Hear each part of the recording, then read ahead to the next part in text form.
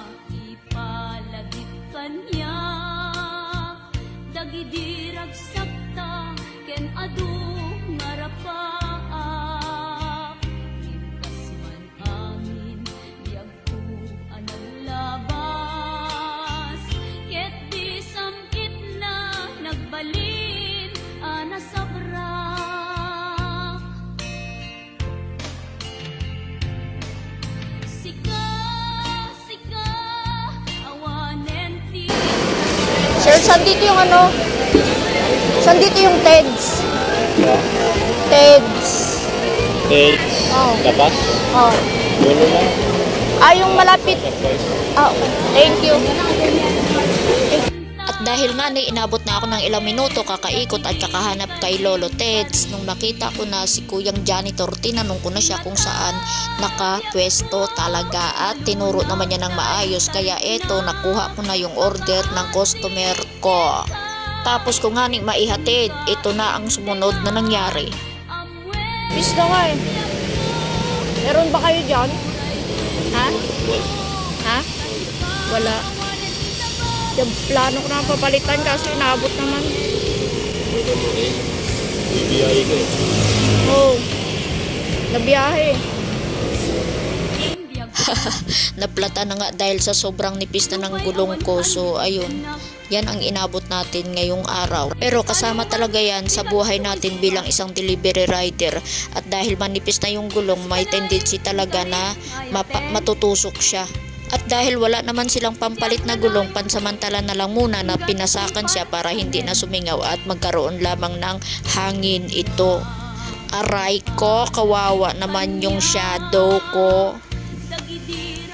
Kaya ayan, ginawa na lang ni Bossing is tinapalan niya at hinanginan. Tapos sabi niya sa akin, kailangan ko na nga raw papalitan dahil manipis na yung gulong. At yung tagiliran na lang daw yung makapal. So pag nakaapak ng matulis na bagay sa kalsada is mabubutas pa rin siya kasi nga manipis na. So yun, may budget naman tayo na pampalit ng gulong. Ang problema lang wala sila, kaya hindi pa ako makauwi ng Las Piñas kasi nandito ako ngayon sa sukat. Kaya dito ko na lang din pinapalitan sa sukat. At ngayon nga mga master, nandito na tayo ngayon sa shop kung saan tayo magpapalit ng gulong. Isa naman na gumastos tayo ng kakapavulcanize, palitan na lang ng gulong kasi ganun din naman yun eh. At nandito nga tayo ngayon sa shop ni Boss Ride Custom. Bala ko sana utangin yung gulong kaso nahiya naman ako. Baka hindi kasi ako pautangin eh. Ito yan mga master sa BRC Parañaque sa may anong tawag dito, Dr. Arcadio Avenue lang sila located. At kung inyong ang makikita ay tapos ng palitan yung gulong tapos ikinakabit na lang dito. Kaso lang medyo nahirapan siya. Dapat hindi na kasi tinanggal yung tambutso. Bakit kasi kailangan niya patanggalin yung tambutso? Kaya namang ilabas yung gulong na hindi na kailangan natanggalin yung tambutso. Ganyan talaga kapag hindi sa mekaniko, yung nakasanay na mekaniko, kasi may sariling mekaniko talaga yung motor ko. Kaso lang kasi hindi na ako nakauwi, kaya dito na ako inabot, kaya no choice, dito ko na lang pinapalitan. After nga na maging okay na ulit si Shadow is nag-online na tayo dahil sayang pa yung oras. Plano ko sana umuwi na lang kaso mas pinili kong magbiyahe para mabawi ko ang gastos. Ikaw ba naman gumastos ng malala eh. So yun nga mga bossing, bali may delivery tayo ngayon kasi pakita ko sa'yo sa mga bossing bali cake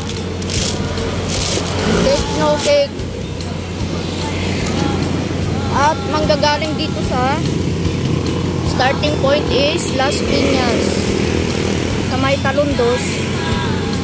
So yun na, papunta na Quezon City sa may Kasay Street. Pasok pa mo so good luck mamaya sa cake ng customer Ang travel time is 1 hour and 25 minutes for 32 kilometers. Pakita ko sa inyo. Yan cake yan mga lodi ayan cake. Hindi nga lang nakikita dito. Screenshot ko na lang yan. So good luck mamaya sa cake nyo mahal kong customer. Naway hindi masira pagdating sa drop off ang inyong cake. So dito tayo manggagaling sa may CEA Avenue o tinatawag na J. Aguilar. Tara, let's go. Dahil cake nga ang ating deliver ay hindi tayo pwedeng magpatakbo ng pabara-bara lang. Dapat iwasan natin yung mga hams o lubak o kaunting kaldag. Hindi bali nang matagalan tayo basta mahatid natin ng safe ang delivery natin na cake at hindi madismaya ang ating customer nang sa gayon ay safe. Guys, deliver na natin yung cake galing ng galing yung cake na yun? Ay, galing ng Las Piñas. May Talundon. Deliver na natin. Dito tayo ngayon sa pasok tapos sa may Quezon City. Nakadrop ko lang tapos ulan. Tanggal muna ako ng kapote. Tapos abang-abang ng bukid ko balik. Baliw yung panahon Ulan-init. Ikaw sa ano ba naman daan to? Congressional Avenue. Abang lang bukid, baka sakali pa. Pinag-iisipan ko kung didiretso ako doon o mag-turn lang ako dito. Kung tayo ng baka makakuha tayo ng pabalik ng kahit Paranaque o Makati. Dahil basta kaya hindi pa ako makakuha ko pabalik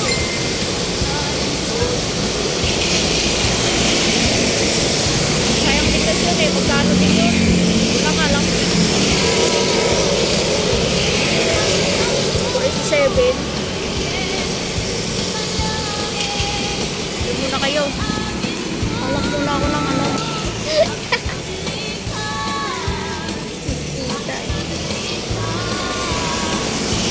basta may sapatos ko buti yung sapatos yung bulok.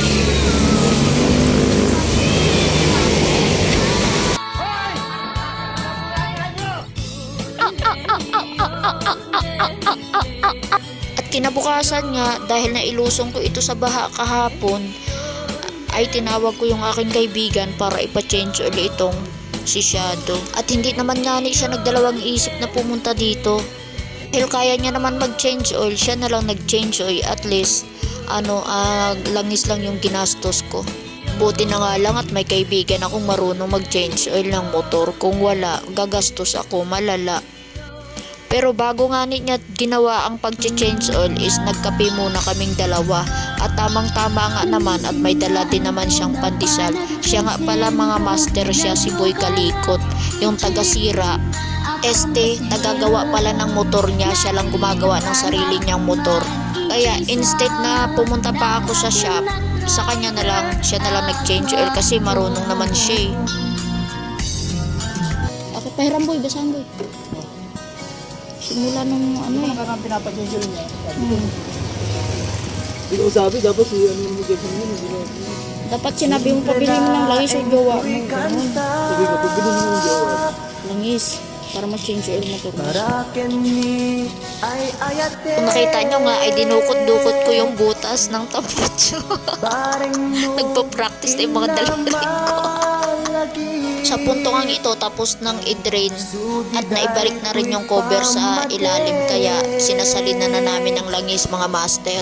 At ang paglalagay nga ng langis ay medyo dahan-dahan lang kasi yung aming imbudo ay hindi swak doon sa pinakabutas. Pagka nilakasan ng buhos is matatapon yung mga langis. Sayang lang, diba? Kaya nausok na naman ito Boy.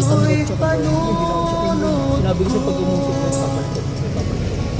Papalitan Ano nakaraan sabi ko? At kaya ko nga pala dinukot yung tambutso is para malalaman doon kung naglalangis na. Once kasi na naglalangis na yung tambutso, may sira na naman sa makina. Tulad ng piston ring, baka kailangan na palitan, ganon.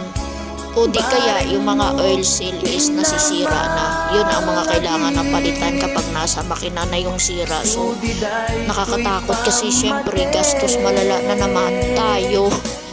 Ay, ako lang pala. Bakit ko ba kayo sinasali dito? Ako lang naman yung gagastos. Pabalik na nga tayo dito sa paglalagay ng langis. Yung nilalagay niya ang langis is mga nasa ano lang yan, nasa 600 ml. So kulang pa ng 200 ml. Mamaya pag biyahe ko, bibili na lang ako ng langis ng 1 liter tapos magbabawas ako ng 200 ml para idagdag dito kasi 800 ml lang naman yung laman ng langis namin na sa mga ganitong motor eh. Kaya bawal sumobra, bawal din kumulang kasi nangangain nga ito ng langis yung ganitong motor kaya kailangan bantuan. Kapag nakalimutan mo nga ni itong bantuan is magtataka ka na lang kapag nag-change oil ka ay wala kunting-kunti na lang yung langis.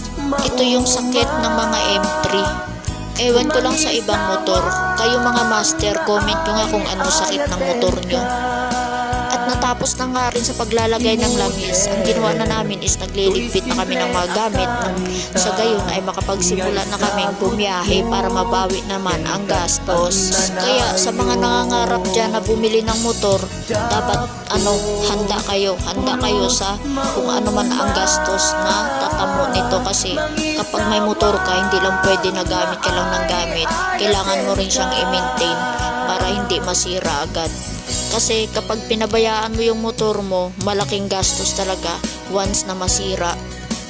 At dito nga mga master, tinuturuan ko yung kaibigan ko kung paano buksan yung anong tawag dyan, yung takip ng upuan kasi hindi siya marunong palibasa kasi yung motor niya automatic, keyless yung PCX niya.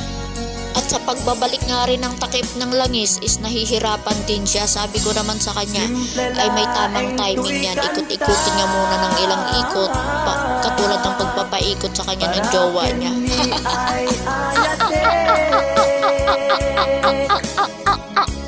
Kung inyong ang mapapansin ay hirap na hirap talaga yan siya magbalik ng takip ng langis na yan. Pero madali lang naman kapag syempre hindi niya kasi motor kaya hindi niya kabisado.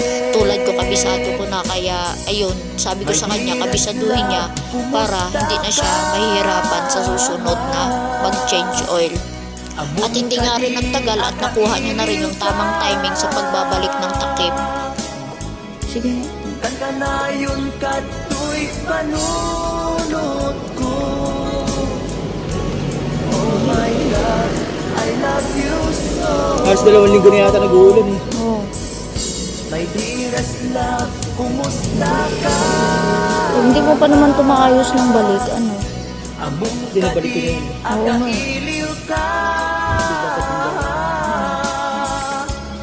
Kanayon kato'y panunod ko. Oh my love, I love Parang may langis yun. Kailangan ko pala to. At naibalik niya na rin ng maayos tapos hinigpitan niya nga sa pamamagitan ng flies. Yun lang yung ginagawa namin mga master kapag nga nailusong sa bahay yung motor ay kinabukasan chine-change oil agad kasi mahirap na, diba? Siya nga pala mga master, malapit na matapos itong video ko. Kung bago ka pa lang sa channel ko ay baka naman pwede mo itong i-like, comment at i-subscribe na rin. Syempre, para happy lang. Paano ba yan? Hanggang dito na lang muna sa ngayon. See you on my next video. Pwede na.